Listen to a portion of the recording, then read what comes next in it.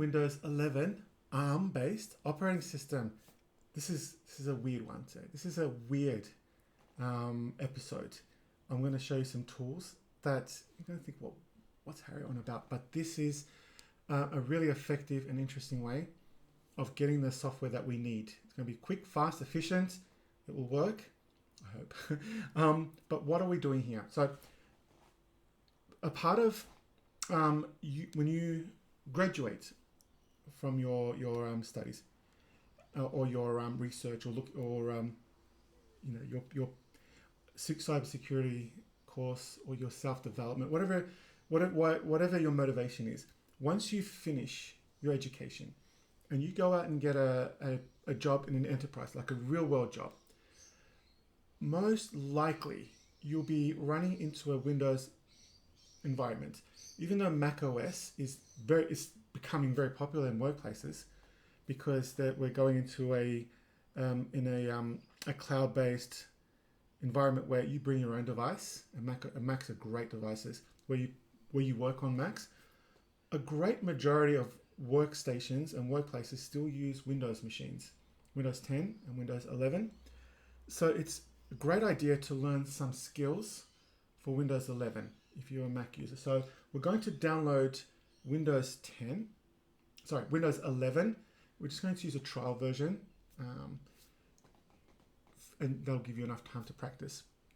But there'll be a task in a part of this. There'll be several classes within this course that you're studying that will use this Windows 11 machine. So instead of just us as instructors showing you and just telling you, well, that's what you do in Windows, this is how you install stuff, this is how rights and privileges you give, this is how you do it. Why don't we just show you how to set it up on your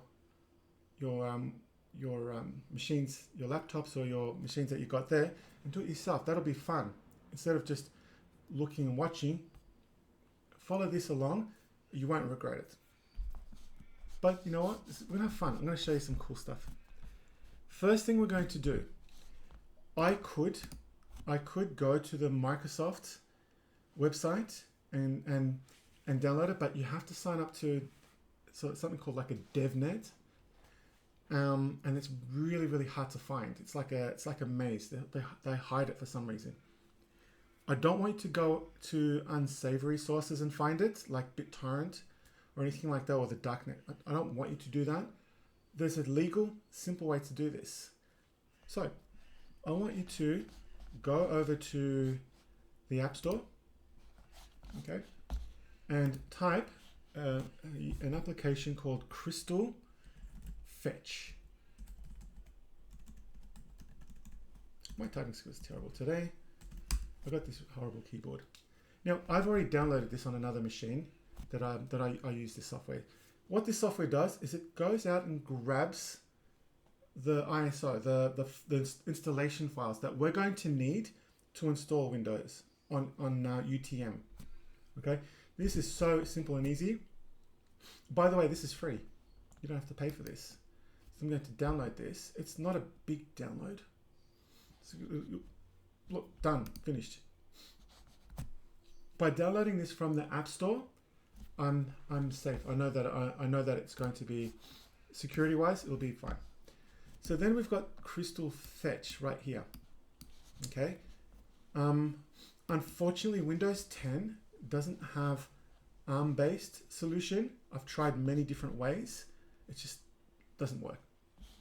But Windows 11 will. Okay, so select Windows 11. Make sure you keep that architecture at Apple Silicon, because that's what we're in an Apple Silicon environment. Apple Silicon, they call it Apple ARM-based or M series, but it is Apple Silicon. It's the CPU, the processor that's specifically designed for Apple using ARM infrastructure.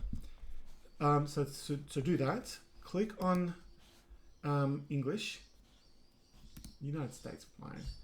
11 edition, and then click on download. You'll see that this is the image that it'll download from a server somewhere, and then you accept. Okay, it's 4 gigabytes, so it'll take a while. I'm going to cancel that because I have it already. I already have it. So, but that's it. Once that downloads, verify. It could be in your download section, your download file. So it could be in your downloads, right there. But I've got mine already in a folder called Lab Software.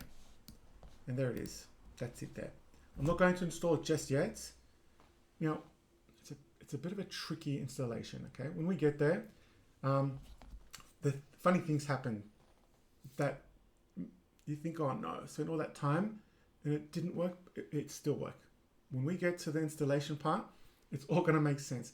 This is why we're spending so much time creating the lab written and the lab instructions and video. We don't put this much love into the Windows labs, but you guys are special. You Mac users are special people, and we're going to give you that extra attention and love for you. Let's face it, because Mac OS is a better infrastructure. Perfect. So that's it. That's it for this episode. In the next episode, I'm going to show you how to download Ubuntu. Okay. The reason we're using Ubuntu is because we want to. There's a couple of labs in throughout your studies. Ubuntu is good to have. It's good to learn a bit about the desktop, the Ubuntu desktop, so you get used to that Linux environment. Kali Linux is great for pen testing, but Ubuntu is more of a desktop experience. It's more, I'm going to say, attractive or more nicer for those who are using desktop. Whereas Kali Linux has all the tools for our pen testing and our cybersecurity. It's okay, but Ubuntu's more like that Mac OS experience or that Windows experience, like a GUI and desktop. So we'll meet you in the next episode, which will be Ubuntu. Thank you for watching, and yeah, see you in the next episode.